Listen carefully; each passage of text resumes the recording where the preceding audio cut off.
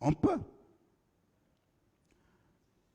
présumer que si les enquêteurs ont rencontré quelques victimes, des parents des victimes, des témoins, triés sur le volet par les ONG et les partis politiques, avec qui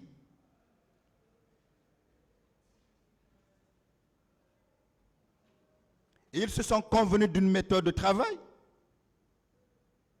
ces rencontres ont eu lieu ou bien dans leur hôtel ou au siège de ces ONG ou de ces partis politiques. Ce sont les trois choses.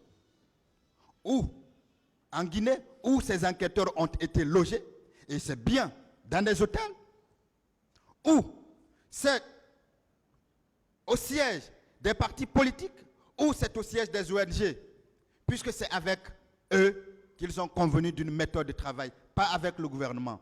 On ne peut donc pas comprendre que le gouvernement guinéen, qui n'a pas été associé à la méthode de travail, soit celui-là qui laisse un espace pour le travail.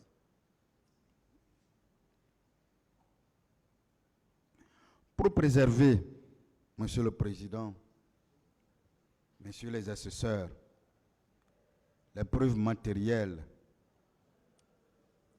disent les enquêteurs, ils ont préféré ne pas visiter les lieux identifiés par les témoins comme étant des fosses communes.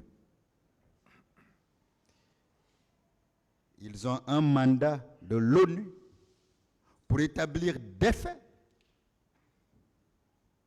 Mais ils écrivent dans leur rapport qu'ils n'ont pas visité les lieux identifiés par les témoins comme étant des fosses communes.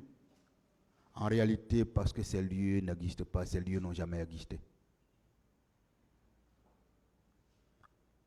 On a dû peut-être leur dire Faba. Mais ils ne les ont jamais vus, connus. On aurait vu, même aujourd'hui, même demain.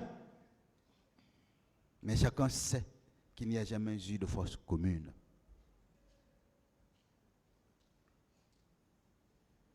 Chacun sait. Et les enquêteurs eux-mêmes, dont le mandat couvrait ce pan de la chose, confirment, vous disent qu'ils ne sont jamais allés là. En fait, Monsieur le Président,